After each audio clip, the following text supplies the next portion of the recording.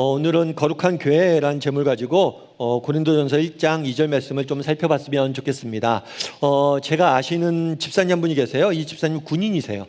육사를 나오시고 평생을 직업군인으로서 지내오신 분이세요. 근데 하루는 저한테 오셔서 그러더라고요. 목사님, 기도 부탁드립니다. 그래서 무슨 기도요? 목사님, 이번에 사실은 제가 아프가니스탄으로 파병을 가게 됐어요. 위에서 좀 기도해 주세요. 그러더라고요. 그 당시 아프가니스탄은 굉장히 위험한 지역이었어요. 전투 지역이었어요.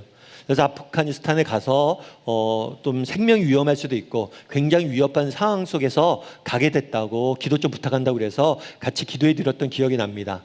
그런데 그 집사님이 저한테 기도 부탁하면서 그런 이야기를 하더라고요. 목사님, 제가 군인이 되는 게 꿈이었고 육사에 가서 평생을 군인으로 살았는데 군인이라는 존재가 전쟁을 위해서 존재한다는 사실을 잊고 있었던 것 같습니다. 그러니까 육사 나오고 평생 군인이었어요. 근데 국내에서만 계속 있고 뭐 전쟁도 안 나고 그러다 보니까 군인은 전쟁을 위해서 존재하고 전쟁 때는 군인도 죽을 수 있지, 이 생각을 평소에 안 하고 살았다는 거예요. 그런데 막상 아프가니스탄에 간다고 생각해 보니까 내가 군인이고 내가 죽을 수 있구나.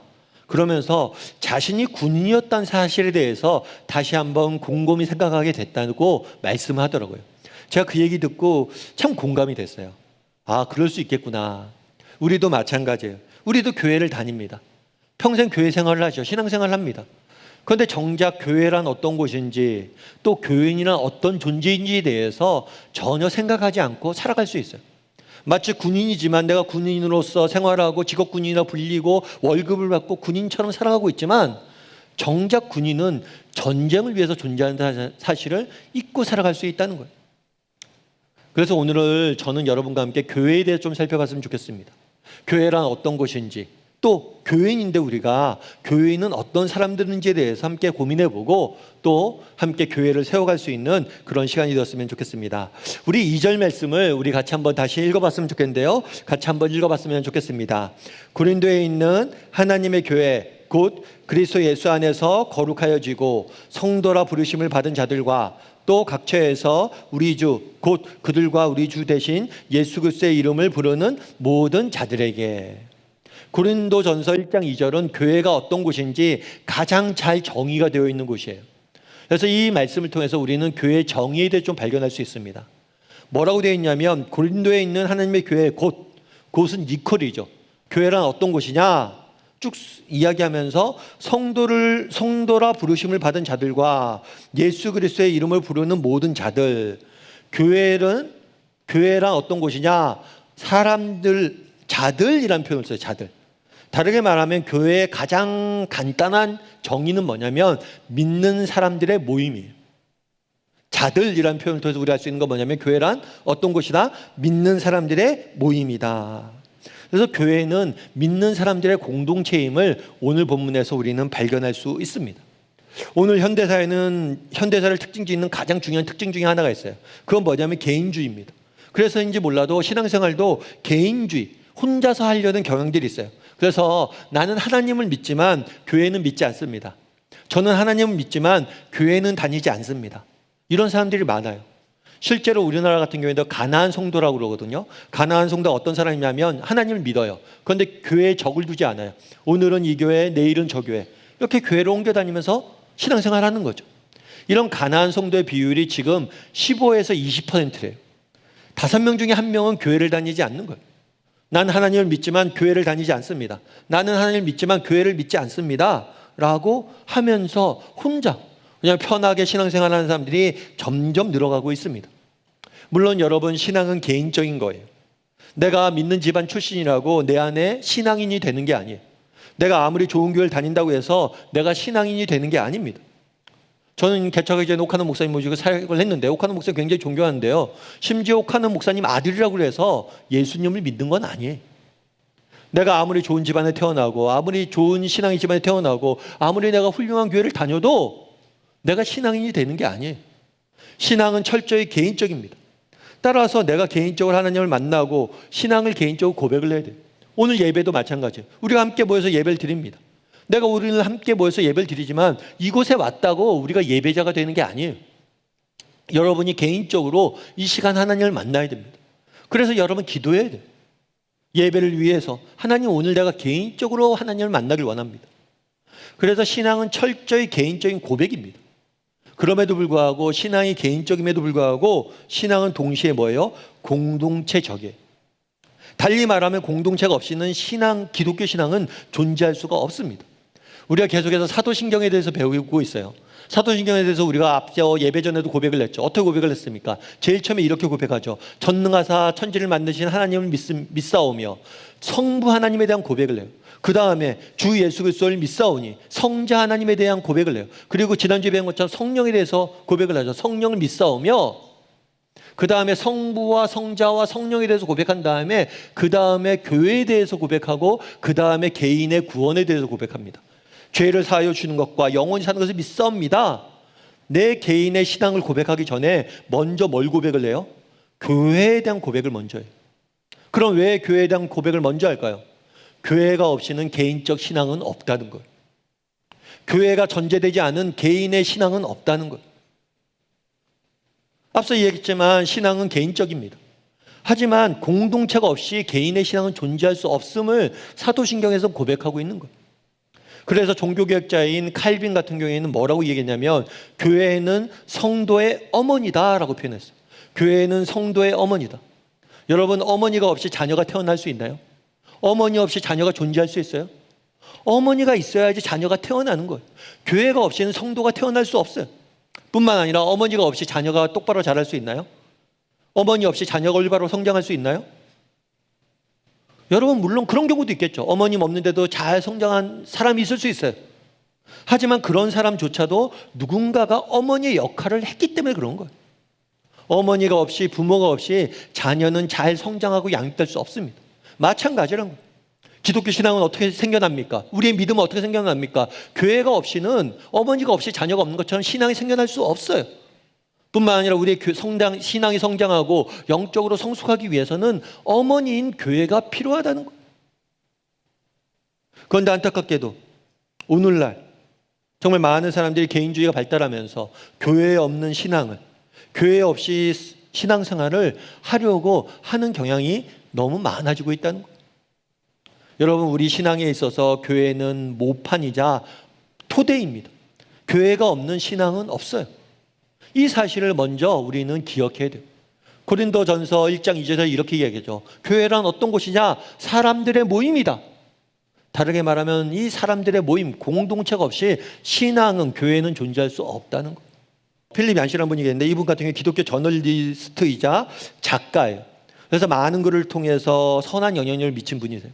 그런데 이분이 쓴 책에 보면, 자신 쓴 책에 보면 이렇게 이야기합니다. 사실 나는 교회에서 입은 상처를 치유하느라 삶의 대부분을 소비했다. 뭐라고요? 사실 나는 교회에서 입은 상처를 치유하느라 삶의 대부분을 소비했다. 오늘날 많은 사람들이 가난한 성도로 생활을 합니다. 교회를 떠납니다. 왜 교회를 떠납니까? 교회에 대해서 실망하고 교회에 대해서 상처 입고 교회 안에서 좌절해서 현실 교회의 모습을 보고 교회를 떠나요. 사실이에요. 그런데 이 필립 얀시의 고백이 우리 모두의 고백이에요. 사실 우리가 교회에, 많은 사람들이 교회에 상처 입었다고 이야기합니다. 우리가 교회 다니지만, 우리가 가난한 성도가 아니지만 우리 역시 교회의 공동체 사람들에게 상처 입고 좌절하고 또 넘어지고 있다는 거예요. 실망하고 있다는 거예요. 어쩌면 그날의 필립 얀시의 고백이 우리의 고백일 수 있다는 거예요. 목사인 저도 마찬가지예요.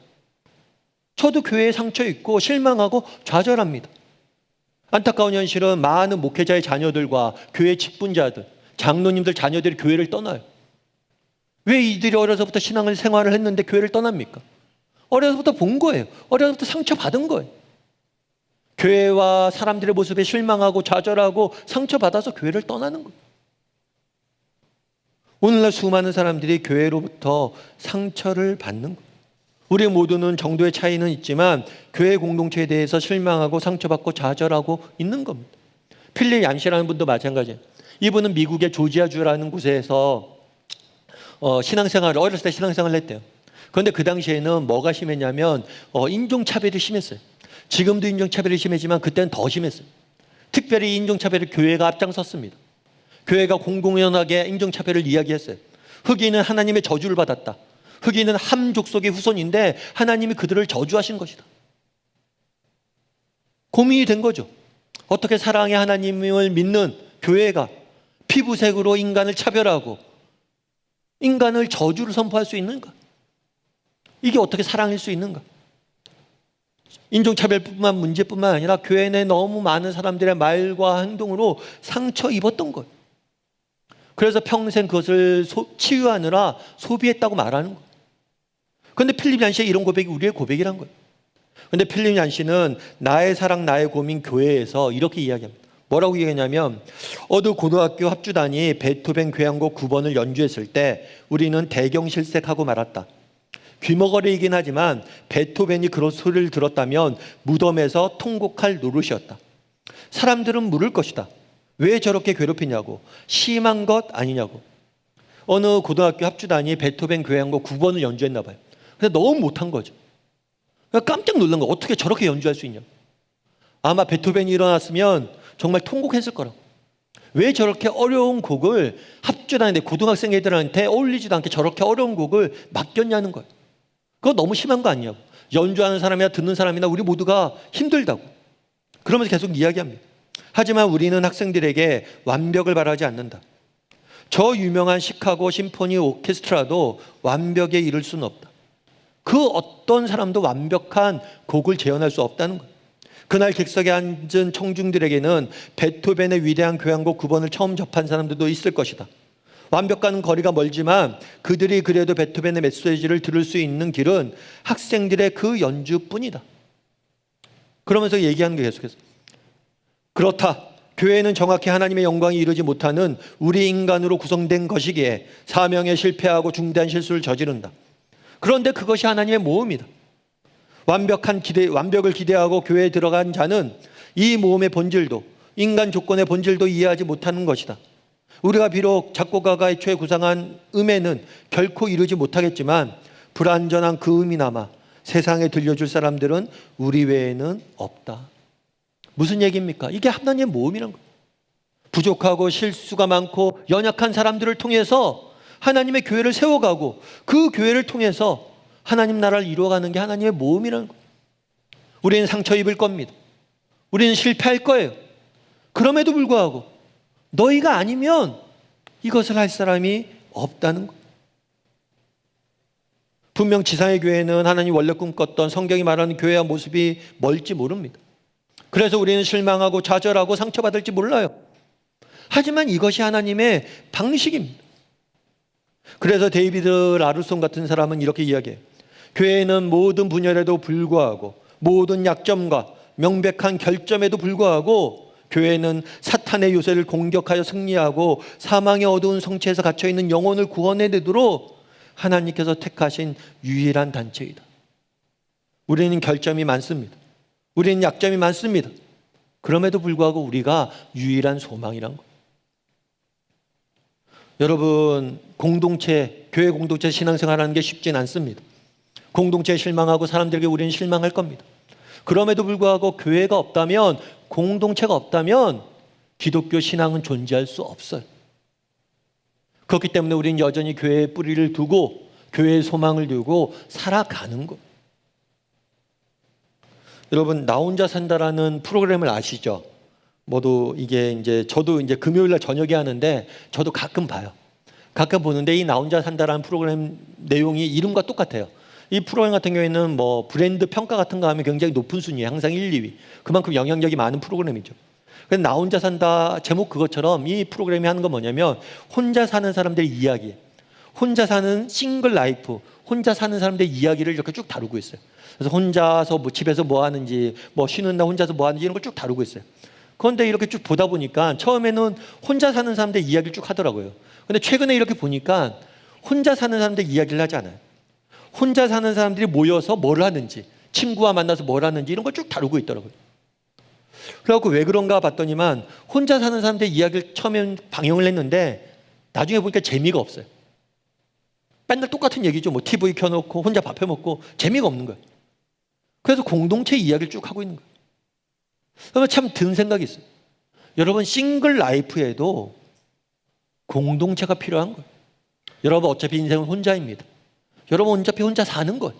인생 혼자지 뭐. 맞아요. 신앙도 혼자고 다 혼자예요. 그런데 싱글 라이프에도 뭐가 필요해요? 공동체가 필요한 거예요. 여러분. 신앙은 지극히 개인적입니다. 하지만 공동체가 없는 신앙은 없어요. 바라기는 우리 다음의 식구들이 정말 이 사실에 대해, 이 공동체의 소중함에 대해서 정말 깨달았으면 좋겠어요. 이것이 또한 인생의 본질이에요. 인생은 혼자 살지만 정말 공동체가 없는 싱글 라이프는 없어요. 그래서 우리 다음의 식구들이 공동체를 소중히 여기고 또 교회에 정말 세우신 하나님의 그 모험을 이해하고 공동체를 소중히 여기고 소망을 두고 공동체 가운데서 정말 신앙을 갖고 가는 저나 여러분이 되기를 주님의 이름으로 소원합니다. 두 번째로 살펴보길 원하는 것은 2절 말씀을 다시 한번 읽어봤으면 좋겠는데요. 우리 2절 말씀 같이 한번 읽어봤으면 좋겠습니다. 같이 읽도록 하겠습니다. 고린도에 있는 하나님의 교회 곧 그리스도 예수 안에서 거룩하여 지고 성도라 부르심을 받은 자들과 또 각처에서 우리 주 곧 그들과 우리 주 대신 예수 그리스도의 이름을 부르는 모든 자들에게. 하나님의 교회는 어떤 곳이냐? 그리스도 예수 안에서 거룩하여 진 사람들이 모인 곳이다. 그리스도 안에서 거룩하여 지고. 그렇다면 그리스도 안에서 거룩하여 졌다라는 표현이 무엇을 의미할까요? 이 거룩하여 지다라는 표현은 뭐냐면, 성경에서 거룩하여 지다라는 표현은 구별되었다라는 표현이에요. 구별되었다. 구약 성경에 보면 어떤 이야기가 나오냐면 구약 성경에 보면 하나님의 성전이 나옵니다. 이스라엘 사람들이 하나님의 성전을 지었어요.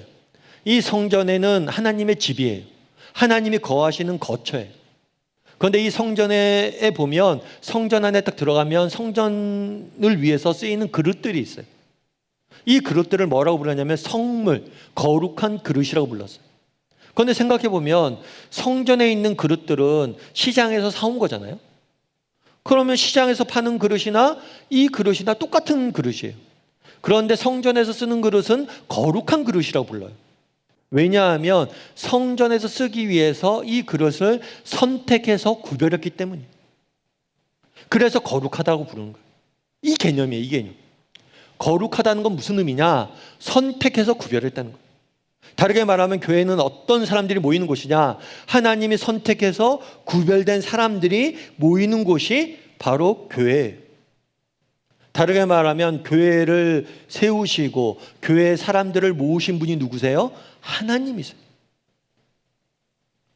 우리가 생각하기엔 내가 교회를 선택해서 교회에 나와서 내가 신앙생활을 하는 것 같지만, 그리고 또 내가 다음 교회를 우리 주변에 어떤 교회가 있지? 다음 교회 선택해서 다니는 것 같지만, 이 선택, 내가 선택한 게 아니라 뭐예요? 하나님이 우리를 선택하셔서 우리를 구별하셨다는 거예요. 다르게 말하면 이것을 성경은 부르심이라고 그래요.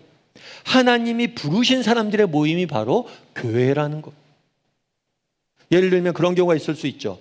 여러분 생일 파티가 있습니다. 생일 파티가 열렸어요. 생일 파티에는 누가 참석할 수 있을까요? 어떤 사람들이 참석할 수 있을까요? 어떤 사람들이 참석할 수 있어요? 제가 어려운 걸 물은 건가요? 어떤 사람들이 참석할 수 있어요? 초대받은 사람이 참석하는 거예요. 만약에 초대받지 않았다면 파티가 있는지도 모르고 참석할 수도 없어요. 교회도 마찬가지예요. 내가 교회를 선택한 것 같지만 그렇지 않아요. 하나님의 초대, 하나님의 부르심이 있었기 때문에 우리가 교회에 모인 거예요. 하나님의 부르심, 초대가 있었기 때문에 우리가 응답해서 교회에 나온 거예요. 다르게 말하면 우리가 이곳에 모여있는 이유는 하나님의 부르셨기 때문이라고. 그리스도 안에서 거룩하여 지고 그리스도 안에서 거룩하여 진 사람들의 모임, 다르게 말하면 그리스도 안에서 하나님이 선택하셔서 구별하셔서 부르신 사람들의 모임이 바로 뭐예요? 교회예요. 교회는 어떤 곳이냐? 하나님이 부르신 사람들의 모임이에요. 다르게 말하면 교회를 세우신 분은 하나님이세요. 여러분 이 사실을 여러분 확신합니까? 교회를 세우신 분이 누구세요? 하나님이세요. 확신하세요? 여러분이 이곳에 모인 이유가 하나님이 부르셨기 때문임을 확신하세요? 예, 이거 확신하셔야 돼요. 그럼 이걸 확신하는 게 왜 중요할까요? 여러분 이걸 확신하는 게 정말 중요합니다. 왜일까요? 저는 교회를 개척했잖아요. 다음 교회를 개척했는데 보통 그렇게 이야기를 해요. 목회자가 이제 담임 목사가 되는 방법이 여러 가지 방법이 있는데, 하나는 기존 교회에 청빙을 받는 거예요. 기존 교회가 있으면 가서 제가 담임 목사직을 섬기는 거죠. 그런 경우에는 기존 교회가 갖고 있는 질서가 있고 비전이 있고 기존 교회가 갖고 있는 그런 신앙의 그런 것들이 있죠. 형식들이 있죠. 그것에 제가 맞춰가야 돼요. 그런데 개척한 경우에는 제가 제 뜻대로 제 마음대로 제가 원하는 교회를 그릴 수가 있어요. 교회를 세울 수가 있어요. 그래서 자기가 원하는 목회관을 가지고 교회를 세우고자 하는 사람들은 교회 개척을 많이 합니다. 그래서 교회 개척을 해요. 그런데 교회를 개척하는 제가 늘 기도하는 게 있어요. 그건 뭘까요? 하나님, 우리 교회를 세우신 교회의 목적이 무엇인지 깨닫게 해달라. 하나님께서 일원동에 하나님의 교회를 세우셨는데, 우리 교회를 세우셨는데 그 목적이 무엇인지 깨닫게 해달라. 그것들을 발견하게 해주고 그것들을 추구하게 해달라. 내가 선택해서 교회를 개척했지만 나에게 교회를 개척하게 하신 분 누구예요? 하나님이심을 전 믿어요. 그래서 그런 걸 기도하는 거예요. 여러분들도 마찬가지예요. 여러분들이 교회 오늘 나왔잖아요. 그건 내가 선택해서 다음 교회를 다니는 것 같고, 내가 선택해서 오늘 예배를 나온 것 같지만 하나님 부르셔서 다음 교회 나왔고, 하나님 부르셔서 예배에 나온 거예요. 그럼 뭘 생각을 해야 돼요? 이 교회에 부르신 목적이 무엇일까? 우리를 교회로 모으신 목적이 무엇일까? 내가 정말 이곳에서 내가 하나님 부르신 목적과 사명은 무엇일까? 이것들을 고민하는 거예요. 여러분, 우리는 교회를 하나님이 세우셨다고 입으로 고백할지 모릅니다. 그런데 정작 내가 교회 하나님이 세우셨지 말로만 하고 정말 신앙생활을 하면서, 그렇다면 하나님 교회 세우신 목적이 뭘까? 내가 오늘 예배를 드리면서 하나님이 원하신 게 뭘까? 이런 것들을 한 번도 고민하고 고민 안 하고 신앙생활을 한다면 여러분들은 교회를 세우신 분이 하나님이시면 믿지 않는 거예요. 우리가 정직히 돌아봐야 돼요. 나 정말 믿는가? 교회를 세우신 분이 하나님이심을 믿는가? 또한 교회를 세우신 분이 하나님이심을 믿는 굉장히 중요한 이유가 있어요. 그건 뭘까요? 제가 어떤 책에서 읽은 이야기인데요. 아돈이람 저드슨이라는 분이 계세요. 이분 같은 경우에는 미얀마에 선교 사역을 갔어요. 미얀마에 선교 사역을 가서 열심히 선교 사역에 헌신했던 분이세요. 그런데 열심히 그 당시엔 그런데 미얀마가 복음을 전하면 안 되는 곳이었어요. 그런데도 불구하고 그런 위협들을 무릅쓰고 용기를 내서 복음을 전했어요.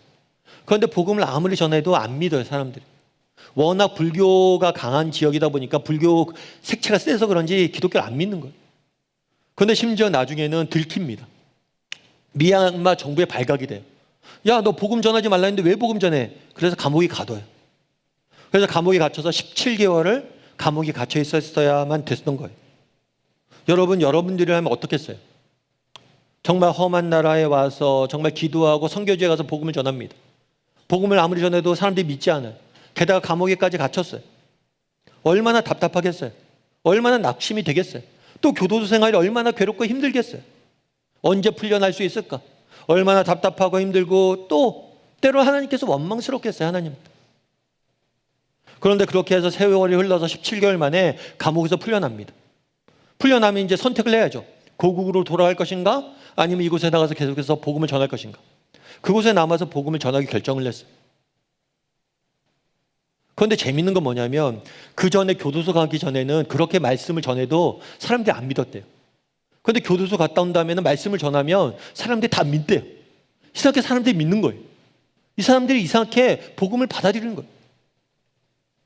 왜 그럴까? 왜 그럴까? 했더니 그분이 그런 얘기를 하더라고요. 뭐라고 얘기했냐면 이 사람들이 복음을 받아들였던 것은 저의 말 때문이 아닙니다. 저의 말 때문이 아니라 제 발목에 난 쇠고랑 자국 때문입니다. 뭐냐면 감옥에 갇혔어요. 감옥에 갇히니까 발에 쇠고랑을 채워뒀던 거예요. 그러다 보니까 목에 발목에 그 고랑 자국이 남은 거예요. 그런데 사람들이 복음을 믿었던 이유가 이 쇠고랑 때문이란 거예요.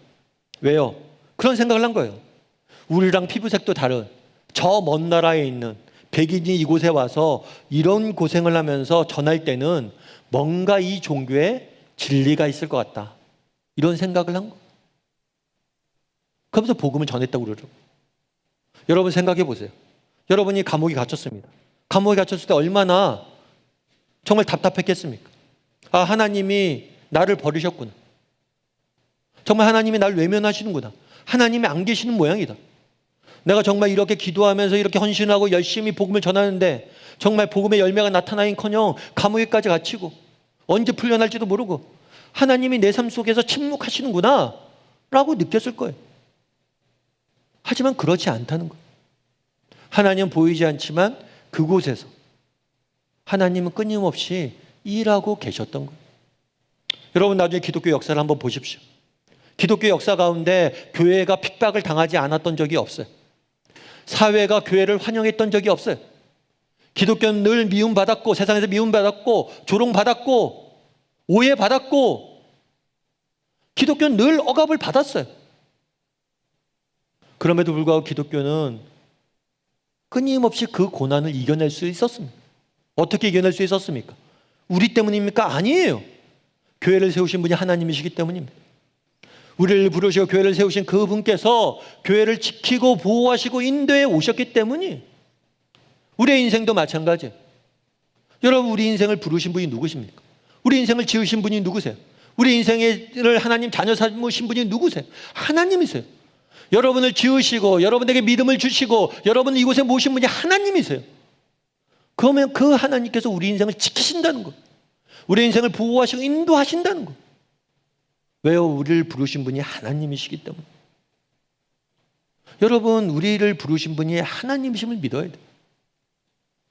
우리는 거룩한 교회를 믿는다고 고백을 합니다. 그러면 여러분 정말 믿습니까?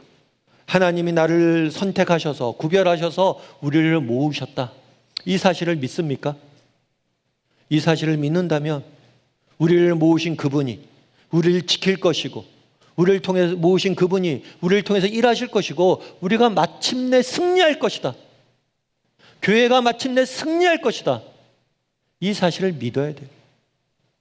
바라기는 우리 다음의 식구들이 정말 우리를 부르신 분이 하나님이심을 믿고 신뢰할 줄 아는 저나 여러분이 되기를 주님의 이름으로 소원합니다.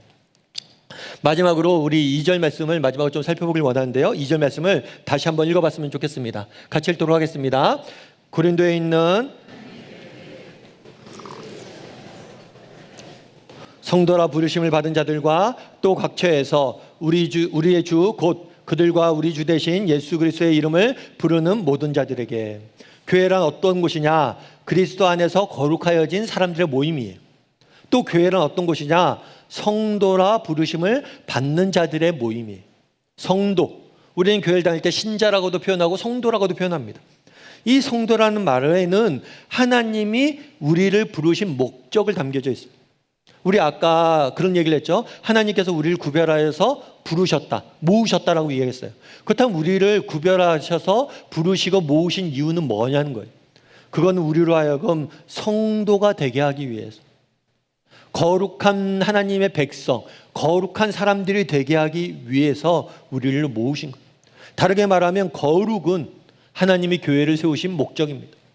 그럼 이 거룩은 뭘까요? 앞서 말씀드린 것처럼 거룩은 구별이에요. 구별된 거예요. 다르게 말하면 우리 교회는 하나님께서 교회를 이 땅에 세우셨잖아요. 교회는 세상과 구별돼야 됩니다. 우리 성도들은 세상 사람들과 구별돼야 돼요. 세상과 교회는 달라야 돼요. 우리는 세상과 달라야 돼요. 세상 사람들과 달라야 돼요. 그것이 뭐예요? 우리를 부르신 목적이에요. 교회를 세우신 목적이에요. 여러분들 이곳에 모으신 목적이에요. G.K. 체스터턴은 이렇게 이야기합니다. 뭐라고 얘기하냐면 죽은 것도 물결을 따라 헤엄칠 수 있다. 그러나 오직 살아있는 것만이 물결을 거슬러 헤엄칠 수 있다. 강이 흐릅니다. 강이 흘러요. 죽은 물고기가 흘러요. 있어요. 그럼 죽은 물고기도 강의 흐름에 따라서 밑으로 내려가요. 강의 흐름에 따라서 내려가는 거는 죽은 사람도 죽은 물고기도 하는 거예요. 그런데 살아있다는 증거는 뭐예요? 이 물결을 거슬러 올라갈 수 있다는 게 살아있다는 거예요. 세상은 이렇게 흘러가고 있습니다. 세상이 흐르는 대로, 세상이 가르친 대로, 세상이 말하는 대로 살아간다면 우리는 다 죽은 그리스도인들이에요. 정말 세상의 흐름과는 정반대로 거슬러 올라갈 수 있어야 우리는 살아있는 거. 그리고 그것이 교회를 세우신 목적이에요. 너희가 세상과 달라야 된다. 거룩해야 된다는 거. 그럼 여러분들은 어떠세요? 정말 우리는 거룩한 성도입니까? 우리는 하나님의 백성이에요. 정말 우리는 구별된 존재예요. 지난 한 주간에 여러분들의 삶을 돌아보십시오. 일주일 동안 우리가 살았어요. 그런데 정말 단 한순간이라도 세상 사람들과 다르게 산 적이 있습니까? 세상 사람들과 다르게 행동하신 적이 있으세요? 때론 양보도 하고, 때론 인내도 하고, 때론 손해도 보고, 때론 먼저 친절도 베풀고, 때로는 정말 화해의 손길도 먼저 내밀고 이랬던 적이 있으세요? 정말 우리가 성도라면, 하나님께서 교회를 세우신 목적이 거룩에 있다면, 우리가 지난 한 주간 단 한순간이라도, 정말 한 점이라도 이렇게 거룩한 적이 있었냐는 것. 물론 앞서 얘기했던 것처럼 우리는 완벽한 사람들이 아닙니다. 완벽을 기대한다는 것은 교회에 대해서 모르는 거예요. 비록 우리가 완벽한 사람들은 아니지만 그래도 세상과 조금은 달랐냐는 거예요. 정말 이 부분에 대해서 우리가 다를 수 있었으면 좋겠어요. 사실 우리 교회도 마찬가지죠. 우리 교회도 교회 개척을 하면서부터 좀 우리 교회가 다움이잖아요. 이름이 다움교회. 교회답다, 그리스도인답다. 교회답다, 그리스도인답다는 건 뭐예요? 세상과 다르다는 거예요. 그럼 우리가 어떻게 하면 세상과 다를 수 있을까? 그래서 세상은 온통 돈 얘기잖아요. 그럼 우리도 돈으로 말해야겠다, 세상에. 그래서 세운 재정 원칙이 있죠. 우리 사역비의 3분의 1은 늘 세상을 돕는 데 쓰자. 우리가 힘들지만 우리가 가진 돈으로 우리를 위해서 쓰는 게 아니라 세상을 위해 쓰자. 3분의 1을 세상을 위해 쓰자. 그러다 보니까 우리가 생활이 힘들죠. 어렵죠. 늘 재정이 부족하죠. 그럼에도 불구하고 우리가 그래, 우리가 교회니까 세상과 달라야 되니까, 우리가 세상과 다르면 어떻게 보여줄 수 있어요? 돈으로 보여줄 수 있어야 되니까 그렇게 추구했던 거예요. 정말 우리 교회가 완벽한 교회입니까? 아니에요. 우리 교회 문제 많아요. 완벽한 거리가 멀어요. 우리 교회를 통해 상처받고 실망한 사람들 많아요. 하지만 그래도 우리는 한두 가지라도 다르려고 노력하는 공동체가 되었으면 좋겠다는 소망이 있는 거예요. 우리에게도 그런 소망이 있냐는 거예요. 우리의 삶 가운데로 그런 것들이 있냐는 거예요. 최근에 제가 어떤 목사님의 이야기를 읽었습니다. 참 이 이야기 읽고 굉장히 도전도 되고 위로도 많이 받았어요. 이 목사님은 가출 청소년을 돌보는 사역을 하는 목사님이세요.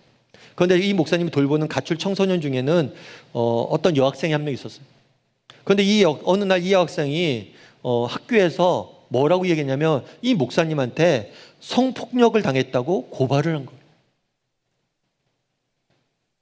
난리가 났죠. 이로 인해서 이 목사님은 너무나 많은 수치와 정말 비난과 조롱과 뭐 당한 건 말로 다 할 수 없어요. 그렇게 막 그로 인해서 난리가 났는데 얼마 지나지 않아서 이 여학생이 찾아왔어요. 찾아왔는데 뭐라고 얘기했냐면 목사님 죄송하다고. 목사님이 너무 저한테 잘해주셨는데 그 순간 제가 목사님밖에 떠오르지 않아서 거짓말을 했다. 알고 보니까 이 학생은 집안에서 성적인 학대를 당한 거예요. 그런데 그렇다고 얘기 못하고 목사님한테 받았다고 이야기를 한 거예요. 그런데 이 목사님의 반응이 더 참 마음이 너무 위로가 되고 감동이 되더라고요. 이 애한테 그랬대요. 야, 너 절대 학교 가서 집에서 그런 일 당했다고 얘기하지 말라고. 내가 그냥 했다고 그러라고. 결국에 이 학생이 나중에 사실대로 다 말했어요. 그래서 이 목사님 누명을 풀었어요. 사실 요즘 매스컴에 보면 정말 말도 안 되는, 정말 인간 같지 않은 목사들이 얼마나 많습니까? 그런 이야기들이 드라마에 너무 많이 나와요. 하지만 그렇진 않아요. 정말 드러나진 않지만 정말 열심히 살려는 그런 분들도 많아요. 아니, 우리가 그랬으면 좋겠어요. 정말 드러나진 않지만, 세상이 알아주지 못하지만, 그래도 내가 그리스도인인데, 내가 교회인데 정말 세상과 좀 달라야지.